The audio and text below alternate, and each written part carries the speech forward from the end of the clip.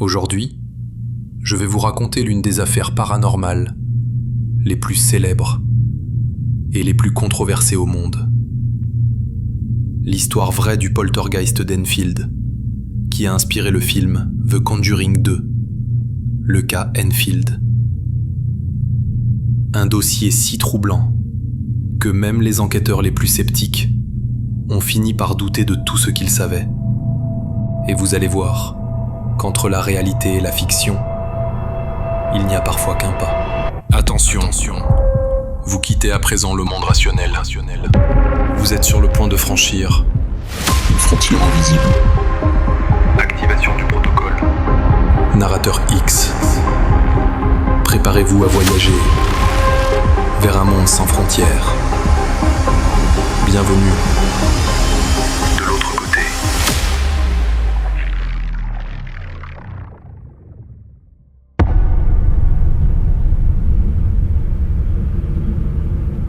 Nous sommes en août 1977, à Enfield, un quartier calme du nord de Londres.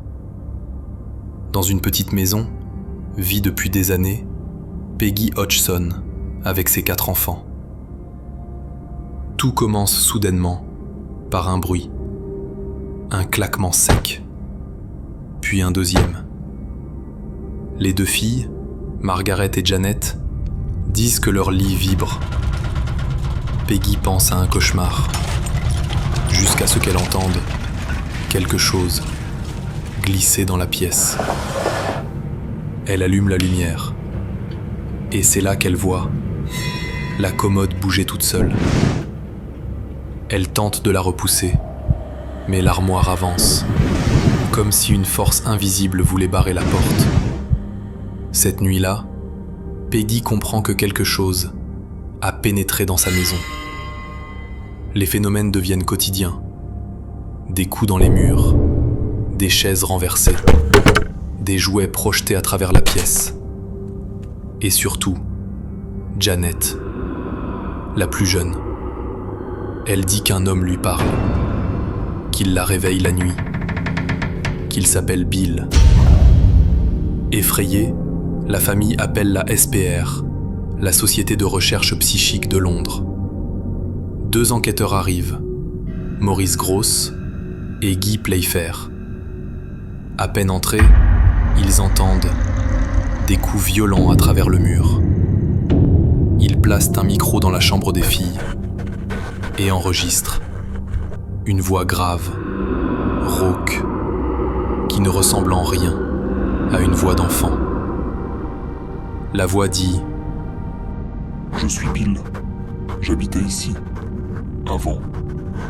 Je suis mort dans cette maison. Les enquêteurs sont glacés. Pendant des mois, la maison devient un véritable champ de bataille.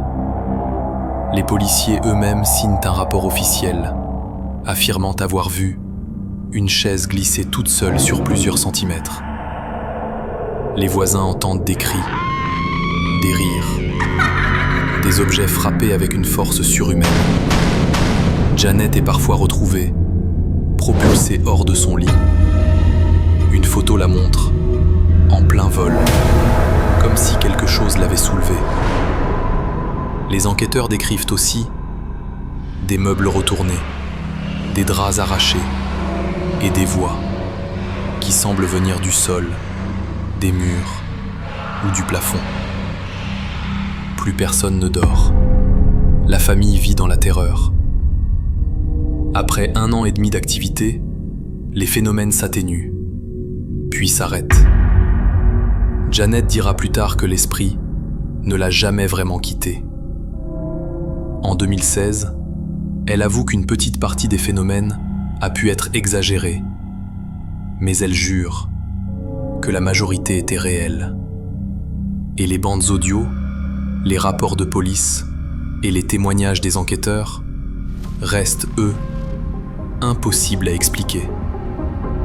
Alors, le poltergeist d'Enfield était-il une fraude ou une intrusion d'un monde que nous ne comprenons pas? À vous de décider. Abonnez-vous pour ne pas manquer nos prochaines histoires.